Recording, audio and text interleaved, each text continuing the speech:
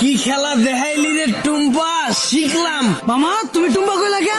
মামা কঠিন কাহিনী, আমার গার্লফ্রেন্ডের নাম ছিল টুম্পা। কি কও মামা, আমার গার্লফ্রেন্ডের নাম তো টুম্পা। কি কও মামা, আসলেই? কিন্তু মামা তুমি রিক্সা চালাও ও প্রেমও করো, ব্যাপারটা কিন্তু ইন্টারেস্টিং। না মামা, প্রেম করি না তো, করতাম। আর রিক্সা চালায় তো প্রেম করি নাই মামা, ওর লগে প্রেম করছি দেখে আজকে আমার রিক্সা চালাইতে হইতাছে।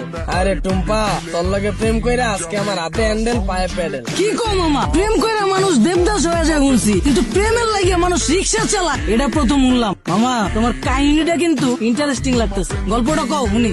আরে বাবু কি শুরু করছো? ওনার এই ফালতু গল্প শুনে আমাদের সময় নষ্ট করে লাভ আছে। কাছে চলো তুমি হেডফোন বের করো, আমরা গান শুনি। আরে না, মামার কাহিনীটা অনেক ইন্টারেস্টিং, মামা তুমি কও। না মামা থাক, বাদ দেন, মামি শুনতে চাইতেছে না, পরে দেখা গেল আমার কাহিনী হইনা চিত্তা যাইব। আরে মামা তুমি তোমার গার্লফ্রেন্ডের কাহিনী কইবা, এটা তো আই চাঁদবো কে, কও মামা শুনি। মামা কি কমু দুঃখের কাহিনী, ও একটা জিনিস আছিল মামা, খালি চুস্ত। সুস্থ মানে? শুনেন তাইলে সেনা বুঝবেন। ওর মায়ায় বইরা মামা একটা চাকরি করতাম, ওই চাকরিটাও গেছে গা। পরে আর কি করার, বন্ধু বান্ধবের টাকা ধারলে ওর লগে দেখা করতাম। মাসের ভিতরে 15 দিনে দেখা করতাম মামা, 15,000 চুইস চালাইতো। কেমনে মামা? মামা হয়তো মাইয়া ছিল না মামা, হয়তো পিশাচা ছিল, রক্তের মতো টাকা খালি চুইসা খায়া ফলাইতো। মামা গার্লফ্রেন্ড গেছে কে কেমনে? মামা আমার চাকরি তো চুইসেই দিছে। এরপরে মামা বন্ধু বান্ধবের যে টাকা ধার করছিলাম, ওর টাকা তো আর শোধ করতে পারি নাই। পরে আর নতুন করে ধার দেয় নাই, এর লেগে 10 দিন ধরে ওর লেগে দেখা করতে পারি নাই। পরে ভাই অন্য জায়গায় যায় ভাই চোষা শুরু করে দিছে। পরে আর কি মামা, 1 বছরে 10 লাখ টাকা চুইসা দিছে। পরে এই 10 লাখ টাকা শোধ করার লেগে মামা এই যে রিক্সা চালাই না শুরু করলাম। মামা তোমার কপালটা আসলে খারাপ আছিল, কিন্তু মামা আমার কপাল কিন্তু চান কপাল।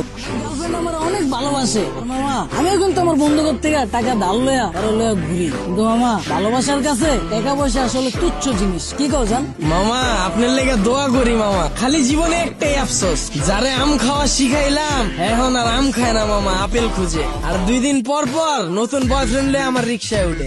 কি কও মামা, তোমার গার্লফ্রেন্ড তোমার চুষা তোমার রিক্সায় উঠে আবার বয়ফ্রেন্ড লয়া? মামা আমি যদি তোমার জায়গায় হইতাম তাইলে দুইটারে দুই গেলে হাড়ায় বইরা দিতাম। কি কো মামা, আসলেই? হ্যাঁ, তুমি দরকার হইলে আমার নাম্বার লয়ে লও, অগরে যখন পাইবা আমার নাম্বারে কল দিবা, দরকার হইলে আমি আইসা অগরে থাবড়ে যাম। বুঝলো? থামাইছো কে? আয়া পড়ছি তো মামা, নামেন। ও আয় বলছো কত দিমু?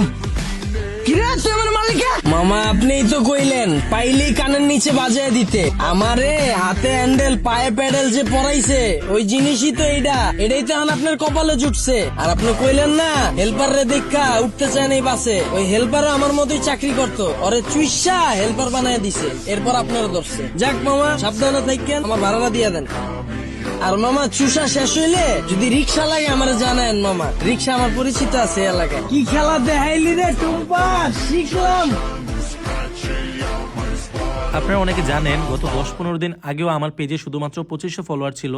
সো আমি কিভাবে শুধুমাত্র নাটক আপলোড দিয়ে এই 10-15 দিনে প্রায় 60,000 ফলোয়ার করে ফেললাম, এই বিষয়টাই আমি আপনাদের শেখাবো। আপনি নাটক আপলোড দিয়েও কিভাবে ইনকাম করতে পারবেন এবং খুব কম সময়ে আপনার পেজে ফলোয়ার নিতে পারবেন। আমি আপনাদের ভিডিও কলে আলাদাভাবে শেখাবো আপনি কিভাবে নাটকের ভিডিও এডিট করবেন, আপনি কিভাবে নাটকের কালারটা এডিট করবেন যেন সবার কাছে অনেক আকর্ষণীয় হয় দেখতে, আপনি কিভাবে আপনার ভিডিওতে লোগো অ্যাড করবেন, অথবা আপনি কিভাবে আপনার ভিডিওর মিউজিক এডিট করবেন যেন আপনার ভিডিওতে কপিরাইট না আসে।